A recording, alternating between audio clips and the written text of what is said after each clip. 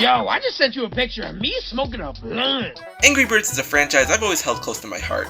If Sonic don't got me, the birds got me. With such a simple premise and addicting formula, it's no surprise the franchise blew up in popularity with toys, TV shows, and spin-offs. Shoutouts to Angry Birds Rio, my goat.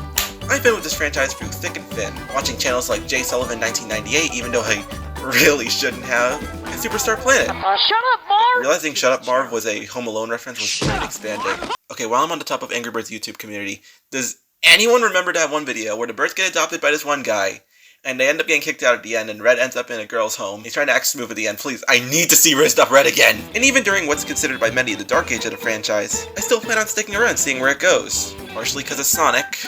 Everywhere I go I see his mug. But throughout the franchise's life, there's always been one consistent inconsistency. That being Hal's design. Ever since his introduction in the 2010s, the green boomerang avocado big-a-nose bird has gone through many redesigns since its conception. And I want to look back at all of them and figure out just what the heck's going on with this guy. And with that said, let's take a look at Hal's history. Even before his introduction in the franchise, Hal had some slight differences before his final appearance, mainly having a chunkier beak compared to his final look.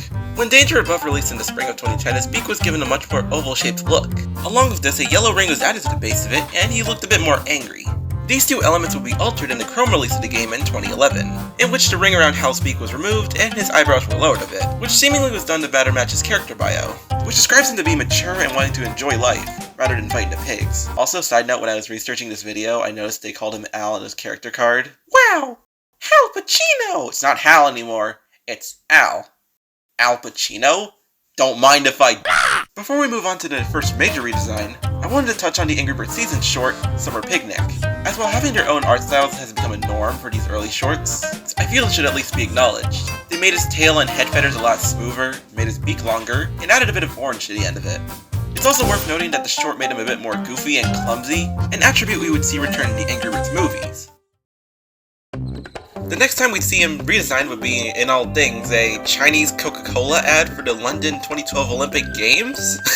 Which also got a game to go with it. What the heck is this? What was with Angry Birds getting so many crossover games in the 2010s for PC? In the short, while Red, Chuck, and the Blue stay the same, Hal, and to a lesser extent Matilda, look radically different.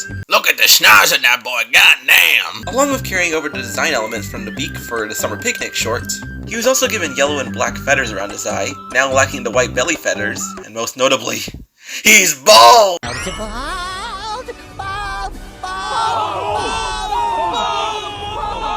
The design would appear in a couple of notable games including Go, Rio 2, Transformers, as well as the IDW comics. I honestly kinda hate this design. It's way too overcomplicated, especially compared to his original design. The thing too is it just really came out of nowhere. Rovio invested all this time in conceptualizing a character redesign while everyone else did the exact same. Not to mention he wasn't even in Angry Birds Toons or any of the cartoons for that matter. Like at least Bubbles showed up in the Halloween specials for Angry Birds Toons.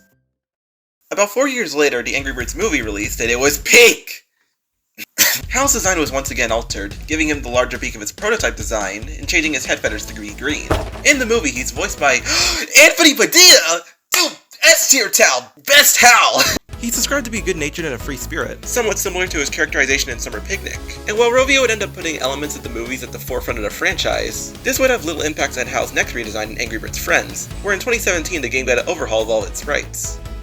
Except Bubbles. The design stayed pretty close to his classic appearance, with the only notable differences being his beak and the yellow ring around his eyes. However, up until Angry Birds Reloaded release, this was exclusive to this game. Hal would continue to make a few cameos here and there, jumping between his movie design and original game appearance. But finally, in 2018, he, alongside Stella and Bubbles, will make their triumphant return in Angry Birds 2 as extra birds, aka the bane of my existence.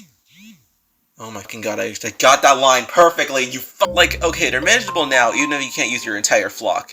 But back then, you could only use them for 4 hours, and they would have to sleep for 9 hours! Or, you know, you can fork over some real-world money. Hal's body shape and beak were changed to be much closer to his movie design. Note the body and beak shape. And through his animations, he's a lot more happy and cheery. Which is actually honestly starting to make me think they got their sources mixed up on the original Hal and Summer Picnic's Hal.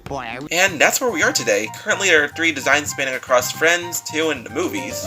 But the question still stands. Why the constant changes? I emailed Rovio's support team, haven't gotten a response, so it's anyone's guess, really. If I had to try and give an answer, it's simply a matter of context. HAL initially was a lot more mature, and with Toons updating a lot of designs to showcase the characters' personalities, it makes sense he'd get the same treatment, even if it ultimately went underutilized. With Frenzy had already been around since the Chrome era, so the team probably didn't want to drastically change him, but still incorporate elements of the new design. And like I said before, ever since 2016, Rovio's been using the movies for the brand at large, so while as a sequel it may look odd, it makes more sense when looking at the modern Angry Birds branding.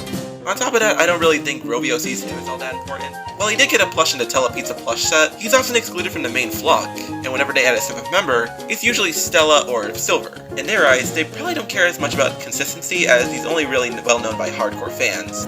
Whatever's the case, I anticipate his next appearance in the next new game, and see how they'll steer further away from his initial look or much closer. Because at least it's not as much of a gamble as Silver. Yo, who the fuck?